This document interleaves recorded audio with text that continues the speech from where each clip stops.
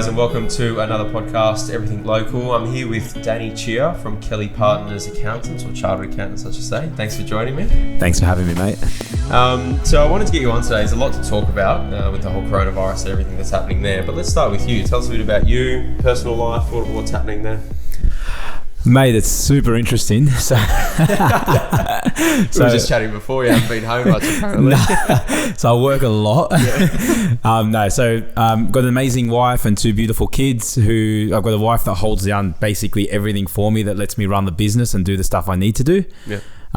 Two amazing kids, 3 and 1, which is super hard. So first one was all right, and we're like, yeah, it's not too bad. I wanted to have 5. Had the second one, and I'm done. Q's in the rack. So I think my wife's listening. I keep saying I want 5. And yeah, like, have sure? 2. I Okay. wanted 5 as well. Have 2. So the first one's all right. I was like you, Josh. The first one, I just went to work. Everything was normal. Just held down everything. It wasn't a drama. Wait till you have the second. Okay. You think you still get the same freedom. We'll talk. Yeah. So that's good. So obviously we've got the accounting firm. We've got a team of 17 in the office now.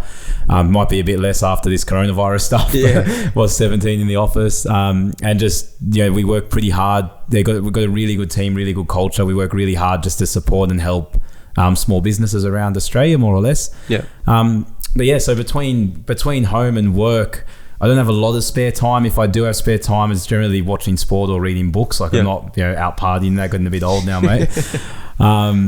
And then my wife runs her business, so help her with that a little bit. So juggling all of that and the kids, mate, it's me in a nutshell. Yeah, so the journey watching you guys through everything that you've done, opening up Jess's business or doing that with her has been really cool to see. Talk to us a little bit about that. What's that business all about? How did it get running? And how does she juggle everything that she does at home? And how do you help her with that? Yeah, she's got a good husband. Yeah, okay. Yeah. No, so it's actually a really, it was a really cool story. So Jess started her business from a place of, it's a really passion-led business. It's not like what we do. Like obviously we love what we do and we're passionate about it, but we didn't create real estate or we didn't create accounting. Like she's created these products that came from nowhere.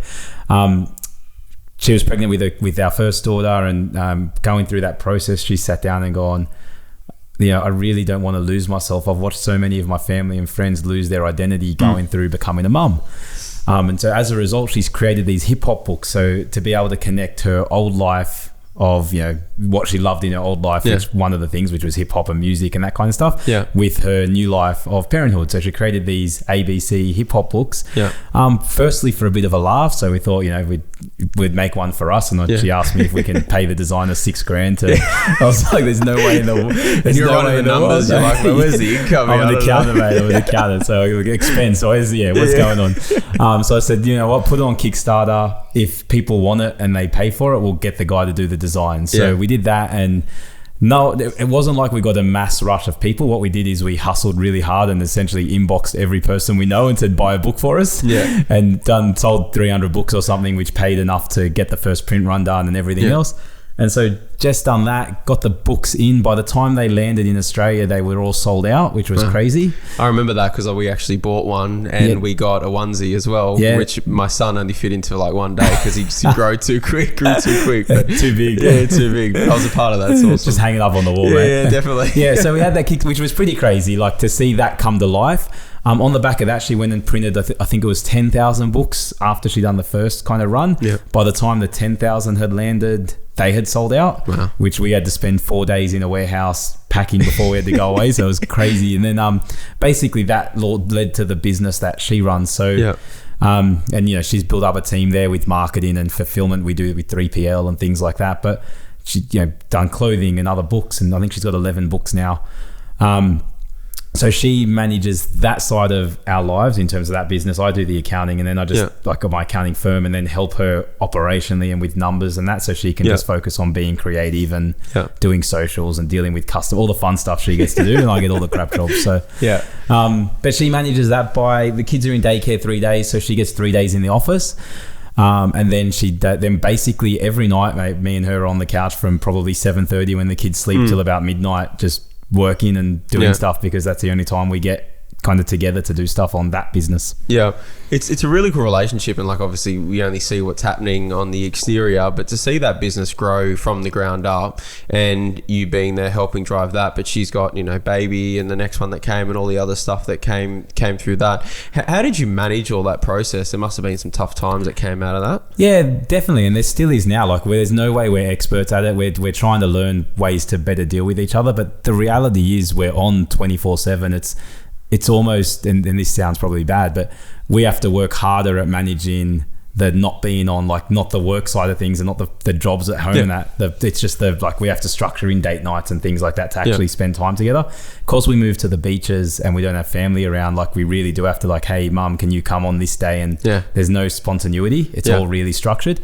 I've spoken to friends who are in similar boats, and they've done things like, we can only text or email each other stuff about work after 6 o'clock and stuff. Like, so there's probably that kind of stuff we should be looking at, finding other mechanisms. But for the most part, we just operate really structured, and this is the time to do this stuff. Otherwise, we're not. But most things end up revolving around work unless they don't. Yeah, definitely. But again, mate, like, it's been amazing to watch that whole side of things grow. Little Homie's the business? Yeah, the Little Homie. Yeah, Little Homie. So hit it up online. Big sale on at the moment, actually. So you better get in there quick before we run out of books. I was going to say coronavirus sales. Well, of course it's a kid's book. We're doing hip hop homeschool sale because you got all your kids at home. So there you go, mate. Yeah.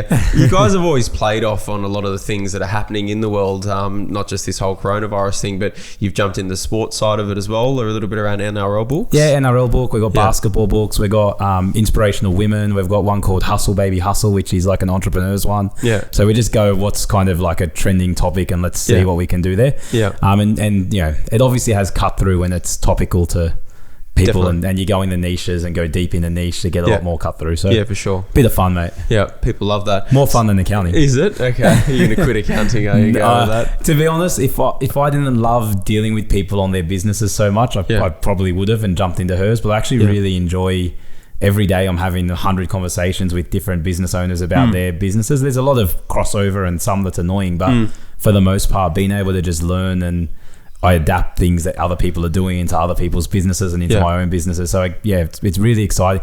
Doing tax is the worst job in the world, and I've like, is that why you got people to do it? Right? Mate, I'd stab my eyes if I had to do it still. But the reality is, so to rewind, like when I started the accounting firm, it was only 5 years ago. Accounting firms are hard to grow, so real estate would be the same. Like, it takes a long time to build a rent roll. Accounting firms are hard to grow, and it was me and Jess in an office. Jess would be asleep on the ground at 11 o'clock at night, pregnant with our first kid, while I was doing every single client's BAS and every client's tax return until we got to a point we could hire that first person. And it's amazing now to be the point where I don't even look at anyone's BAS except to make sure things are right. But of course, for the most part, things happen without me even talking about it unless I need to talk about it. Yeah. And I just get to have the good conversations, which I remember when I started in accounting and I said to my boss at the time was, I don't want to do any of this. I just want your job. He's like, you have to do some more time. I'm like, I don't really want to. Earn your stripes, Junior. Yeah, exactly. So I quit and started my own firm. Yeah. And here you are today, right? And here we are. I ended up being a lot harder, but we got there. You make it sound so easy, right? Oh, mate, it was hard. Yeah. And like, it's been interesting, like dealing with the company. Like, we first started working with you, and now you've sort of palmed us off to someone else because you got too busy. No, we had, Peter from your team. Now we've got Natalie. Both the experience with both those guys, and shout out to both of them. They've both been absolutely amazing. The culture and everything that you've grown within that business, it comes out when they start talking and when there's stuff that they do. How have you built that? What have you done? What are some of the tips that you could give to whether it be an accounting business or just a business in general? Yeah, so I think without having, like, we've got a culture of Kelly+Partners as a group because we're part of kind of like a franchise, but then we've got culture of our Northern Beaches office. So the Kelly+Partners culture is really good from a accounting perspective, but our local office, so we've built a culture essentially around really high performance. We talk about it kind of like a football team, like a Melbourne Storm or something. Like, everyone's really highly accountable to each other and to the business. Everyone knows their number. Everyone understands what good performance means. So that was the first piece.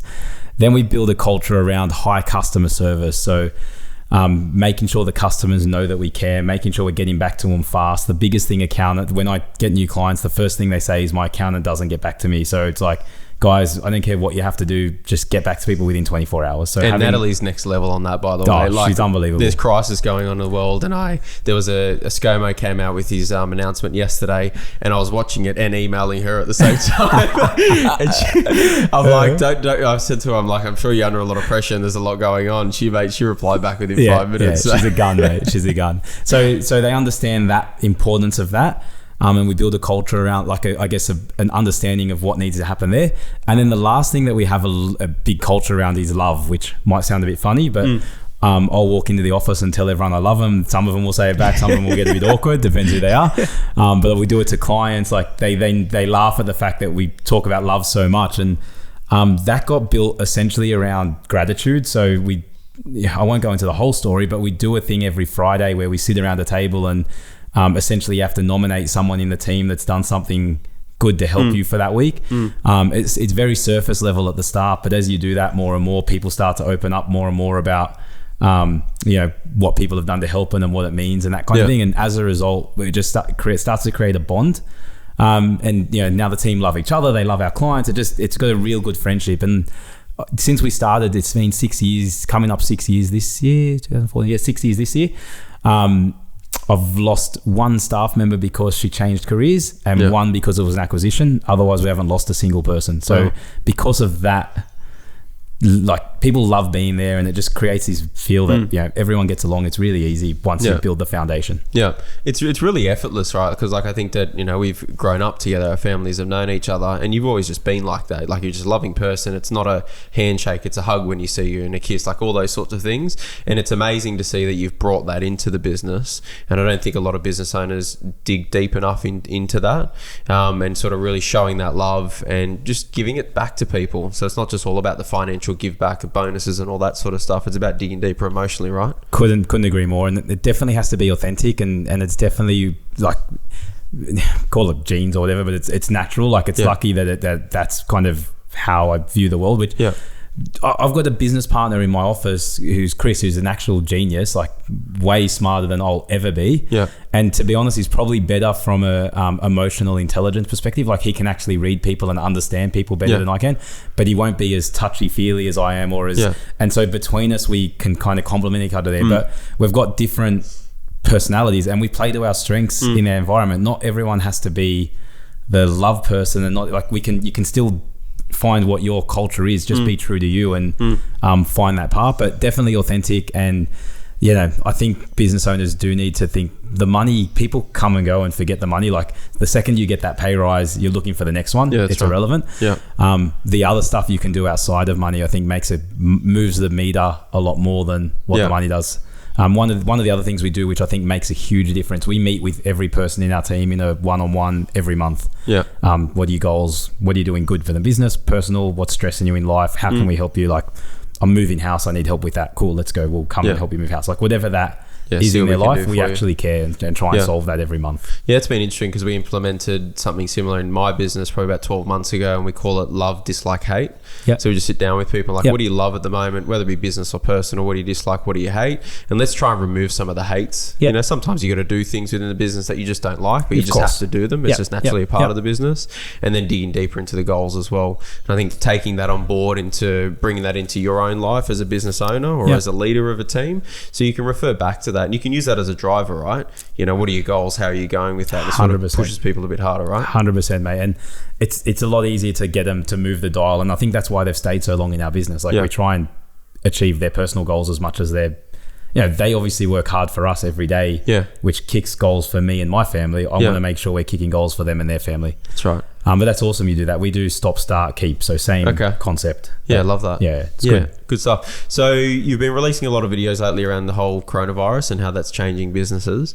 Give us I know it's hard to do a brief overview, but some of the things that maybe some small businesses should be doing now, and some of the things that they could be implementing just to get them through the next 6 months they're saying is going to be the toughest time. I can give you a quick overview. So the first thing everyone should be doing is a cash flow forecast.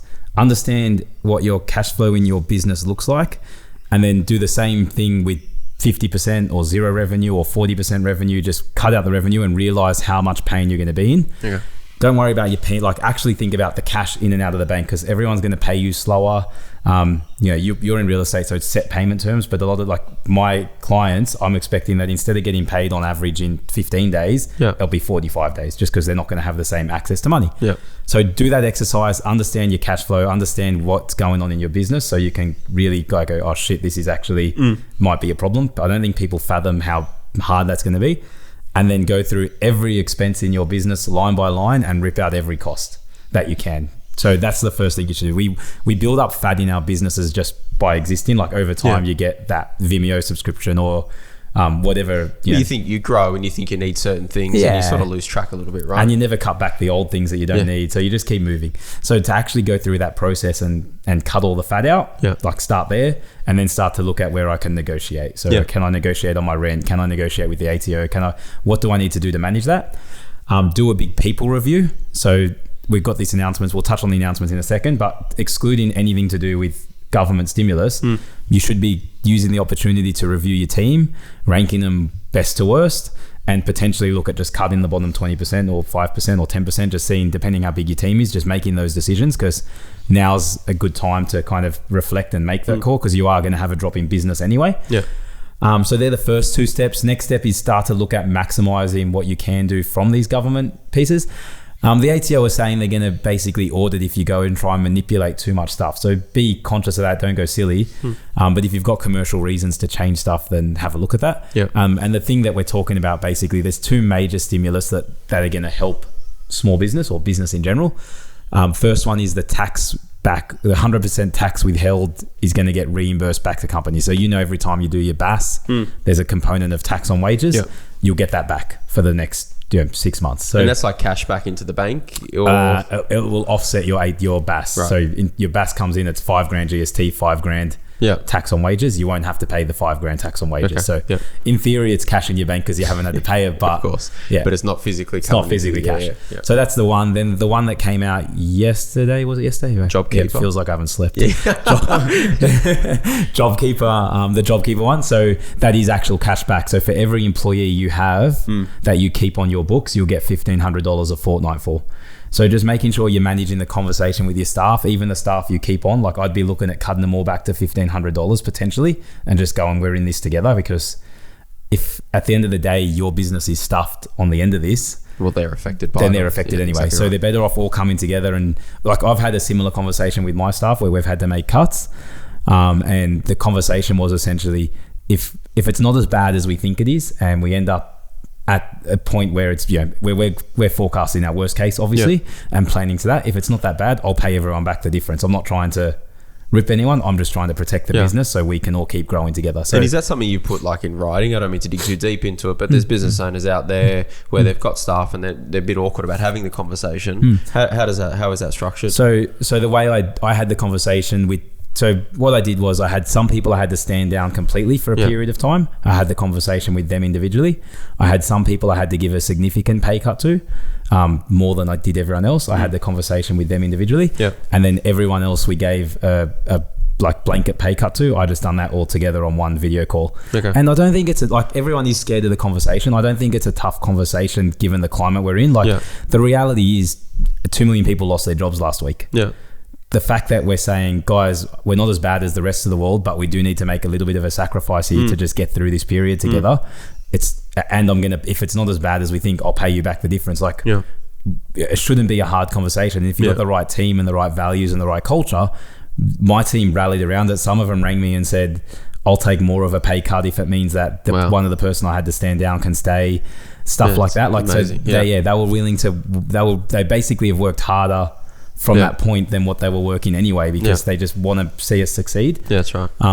It's actually amazing to watch, and I'm so excited for how we'll come on the other side of this, because I know the culture that we're driving from a performance perspective, other accounting firms aren't doing anything little, like they barely exist kind of thing. So I'm pumped for the next 7 months while most people are struggling about defense, I'm sitting here going, all right, we've dealt with defense, offense, let's fucking go. Yeah, definitely. No, I'm liking that. I think I was saying to someone the other day, like, it's a good opportunity now. You have a choice, really. You go on the defense if you want to, and you can, some businesses chilling out a little bit more now and taking the time to spend with family and all that stuff, and no disrespect to them, but I'm like, I thought my foot was flat to the floor before, but I've just found another gear and it's going a bit harder. Done the same thing. Yeah, because I think there's a bit more of a opportunity now to get ahead, really. Yeah, if you think about the gyms, like I've got a lot of gym clients and I've had this same conversation with them. I think it's really easy to understand. They all lost 100% of their business.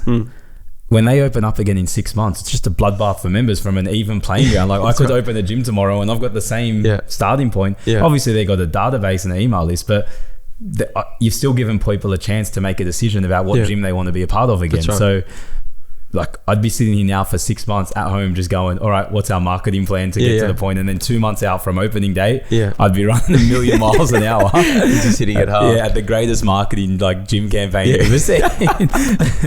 Go to Jess for that. She'll come up with something Jess, good. Exactly. But the point is, if I'm an employee at Commonwealth Bank, or probably a bad example because they're going to be busy, I'm an employee at Qantas who has to go sit at home for 6 months. I'd be actually the happiest person in the world to spend that 6 months with my family. I'd never get that time back again where you can actually stop in your life in your 30s and spend time with your family. I'd read books, I'd maybe have a bit of a side hustle, I'd have a laugh, but I wouldn't stress and I'd enjoy that time. As a business owner who is responsible for my family and has to have a business on the other side of it to be able to provide for my family, this 6 months is exactly what you said. It's like work double time and have Christmas off, you'll be fine. But now's your time to actually set your business up for the next 10 years if you do these next 6 months right. Yeah, well, I guess with our businesses, they're still running in some regard. Like we still have things that we need to do. In real estate, I'm still selling property, still showing property, limited with what we can do. We're just finding different ways to do it. So if you're completely out of work now, it's not easy to enjoy it, but do what you can to try and enjoy it. Correct. And if you're still in it, like I think you've just got to go hard, right? Yeah, I think so. And when you say it's not easy to enjoy, I would stop trying to. I think we try and force ourselves to work. I would just be like doing the opposite and embracing it and going, I'm treating it like prison. I'm training three times a day. I'm reading a lot of books and I'm just being happy with my family. Training at a gym that you don't have, right? I've got a home gym. Oh, do you? Okay. Just all go to Danny's house. Come to my house. It's not even my gym, mate. We're renting a place in DY. Upstairs they live and it's like blocked off down floor. Downstairs is a full CrossFit gym, like air bikes, skiers, like rowers, everything, mate. It's a full gym. Gym lockdown, you were laughing. I'm pumped. I'm pumped. I'm charging membership. People walking in and out. Ready for the 11 grand fine today. You've made enough anyway to cover it. You're an accountant, you'll get around that. Mate, tax. But they're the two. So going back to the stimulus, they're the two major stimulus, that wage reimbursement and the 100K. There's other announcements and there's bits and pieces. There's also the 250K loan, actually. That's a pretty big one if you can get it. It's not as simple to get as I thought it was going to be when they first announced it. But it's still, if you have run a good business, I would apply for that 250K or whatever portion you can get and just sit in the bank in case you need it. Besides those, all the other ones are kind of minor benefits. Nothing's major compared to those three. Those three are big, but you're talking about $300 billion going into the economy. It's a big number. Yeah, it's a lot of money coming in. So I know if someone jumps on your Facebook, Instagram, I know you've dug a bit deeper into all those things, so I won't go into it here. One question I wanted to ask you, with everything that's sort of going on at the moment, what's one thing that you're really enjoying right now? In the current environment? Yeah, just in general. Like, it might not be about the virus or anything like that. Like, what's something good that's happening for you right now? In my life, full stop. Okay. To be honest, the culture thing with my team is the thing that I'm loving the most. So the fact that I got people around me every day that are aligned to what I do, absolutely I love. My kids, like I'm going through this age with my kids where they're 3 and 1 and every day's new kind of word or a new adventure. My little boy is a psychopath, which is fun and like just destroys my whole house constantly and annoys the hell out of my little girl.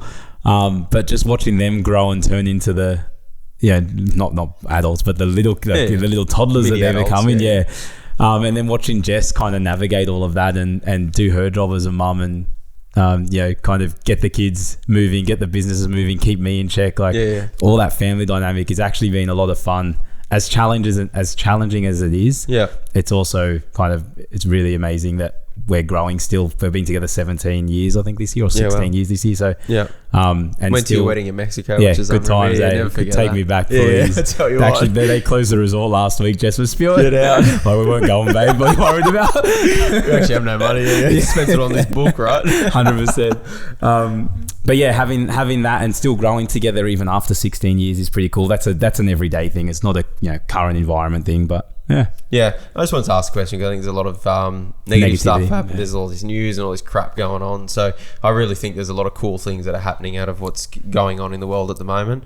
And I feel like we're all finding different ways of doing things and different ways of connecting. Oh, I'm really enjoying sitting back and watching it all. Mm-hmm. I've got my social media time down to 20 minutes on a daily basis, which I'm loving at the moment. Oh, really? Oh, mate, 20 minutes. Yep. Do a little bit in the morning when I wake up. I'll go on Australian Financial Review. I'll look at a couple of articles on property and then I won't touch it till the night time. That's amazing. Yeah, and I'm really enjoying that because I'm being able to, when I'm calling people, I'm just saying, how are things with you? How are you going? And just asking questions. I'm in the moment. Yeah. So I'm doing the opposite at the moment. So I actually had Instagram, Facebook, everything deleted off my phone for a long time. I've never seen you so active on it. Yeah, you shared my story this morning. I didn't even know if you knew how to do that. Mate, I'm getting told off every day from Jess. Why are you using that font? Why do you do that? I'm like, babe, I don't know. I'm just having a crack here. But so I've gone from using my phone for like 4 hours a day in a normal time, not on social media, just in general, to like 12 hours a day because it has, my whole call list is gone through the day. It's been killing me. But I'm definitely on socials a lot more than I've ever been, and it's very it's funny how your ego plays at it. Because I've never posted kind of stuff like I have been the last 2 weeks, but straight away you start chasing likes and comments and your ego starts to play into it, and it's really hard to just go, hang on, you're an adult here. What are you doing? Is this part of what I'm about? Or what I'm doing? And it's not me, but it drives you to that straight away. It's weird. Yeah, but I think you can shift your focus here a bit now to that because you're helping people, right? And this is not likes just to build up your ego. This is likes to say, okay, well, I'm helping people here, and people are watching it because they're getting value out of it, which is what we're loving. Every time you post something, there's shares that are coming out of it and all that sort of stuff. So you should take it on board that it's boosting your ego because it's great. Not a lot of people are doing that. I appreciate that. Yeah, as soon as ScoMo drops something, like you're onto the video the same day or a few hours later, breaking it down for people. Yeah. And someone put a comment up the other day like, oh, we don't even watch the ScoMos anymore. We just watch Danny when he comes out with him. Danny Nightly News. Yeah, that's right. Yeah. But even my wife said something today. She's like, oh, who's more tired, Danny or ScoMo? I told you that before. It made me laugh. Mate, I've coughed, honestly. I've never been told I look more tired than the last. I literally have to preface every message. I know I look tired. It's good. Doesn't matter. Keep running with it, man. You're killing it. I'm happy, man. Thank you. Good on you, man. And look, thanks so much for coming on the show. We appreciate everything. If anyone's got questions, Instagram and Facebook. Heaps of time. Flick me a text if you need anything. 0406 181 946 or Danny Chia, Facebook. Insta. See you if wouldn't you can even find know me. what your Instagram handle is. No, you know what a handle is? Not the push bike handle. Thanks again, man. Appreciate it. Appreciate it, mate. Catch you guys.